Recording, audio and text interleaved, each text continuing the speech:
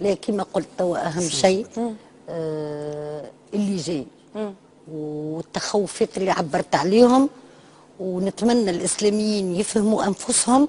ما كانش راه باش نسميهم حزب العوره، اذا كان باش يقعدوا يحكيوا يتمعشوا كان من المراه عوره، رانا باش نسميهم حزب العوره.